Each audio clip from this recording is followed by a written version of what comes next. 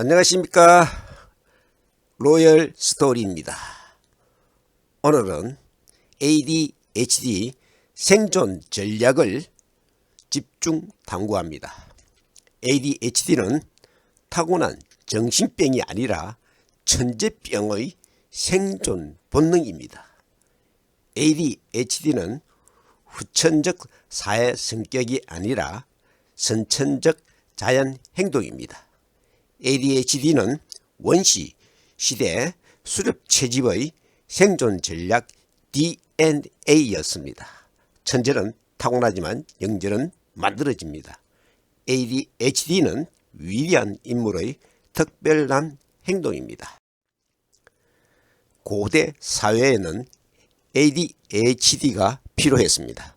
현대 사회에서는 생존에 불리하냐 유리하냐로 갈등과 모순이 양립하여 충돌하지만 고대 사회에서는 생존을 위해 반드시 필요한 행동이었습니다. 수렵 시대에는 한 장소에 집중하거나 머물 수가 없었습니다. 그것은 곧 죽음이었습니다. 왜냐하면 열매를 채집하고 사냥을 해야 했기 때문입니다. 그야말로 위험을 무릅쓰고 방랑 생활을 해야만 살아갈 수 있었습니다. 그래서 열매와 사냥감을 찾아 이곳저곳을 찾아다녀야 했고 주의 집중을 하기보다 주의를 분산해서 사냥감을 찾거나 위험에 대한 경계심을 소홀히 할 수가 없었습니다. 이렇게 고대 사회에서 살아남기 위해서는 ADHD가 아주 유리한 특성이었습니다. 사고의 유연성도 필요했습니다. 사냥은 변수가 많은 일이고 위험한 일이었습니다. ADHD는 정신병이 아니라 천재병입니다. ADHD는 인류의 고유한 유전인자임에 틀림없습니다. 그러나 현대 사회의 질병은 결코 아닙니다. 특히 문제아나 비행소년, 부정아 등으로 취급하고 약물로 치료하는 것은 아주 잘못된 판단이고 오류입니다. 놀이치료를 통한 행동이나 습관을 교정하는 것이 바람직한 치료법이라고 봅니다. 왜냐하면 ADHD가 다른 병들과 다른 점이 확연히 구별되기 때문입니다. 첫째, ADHD는 병을 앓기 전의 모습으로 돌아가는 것이 아닙니다. 둘째, 평생 경험해 보지 못했던 새로운 길을 과정입니다. 셋째, 여태껏 몰랐던 자신의 가능성을 알아가는 과정입니다. 치료를 하게 되면 생각하게 되고 대화에 집중하게 되고 책을 읽게 되고 영화를 보게 되고 친구를 사귀게 되고 흐릿했던 세상이 안경을 쓴 듯 선명해집니다. 그러므로 인생의 새로운 코스를 개척해 나간다는 도움을 받아야 합니다. 이런 각오로 노력해야 ADHD를 극복할 수 있습니다. ADHD는 인류의 선천재능이기 때문에 병적인 행동이 아니고 아주 중요한 생존 본능입니다. 그래서 현대 사회에서는 ADHD로 전문가가 되지 못한 것이 아니라 ADHD여서 전문가가 되는 시대가 되었습니다.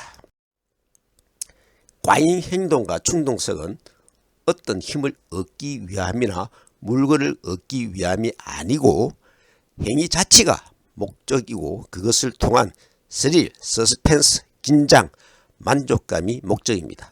그래서 무계획적으로 무모하게 행동합니다. 공격적, 폭력적 행동으로 도벽, 방화 등으로 문제나 스트레스를 해소하는 방법입니다. 괴로워하거나 후회하는 여부가 ADHD의 기준으로 무리하고 비합리적 결정과 도전을 합니다. 그래서 극복하고 잘 활용하면 성공할 수도 있습니다. 남자는 권력과 힘을 바라고 여자는 소유욕으로 과잉 행동을 충동적으로 합니다. ADHD는 전두엽 기능 부족으로 나타나는 선천성 질환으로 밝혀졌지만 아직도 정확한 원인을 모릅니다. 수렵 생활의 유전인자 때문입니다. 열매와 사냥감을 찾아서 장소를 이동해야 하기 때문입니다. 더 많은 채집과 사냥을 하기 위해서 잦은 이동과 주의를 분산해야만 했습니다. 수렵 시대의 생존을 위한 유전인자가 ADHD입니다. 규칙과 규범 대신 대상을 자유로운 관점에서 바라보고 자신만의 방식으로 문제를 해결하기 때문에 일반 사람들보다 더욱 창의적인 면을 보이기도 합니다. 실수나 잘못의 인정과 사과를 빨리 합니다.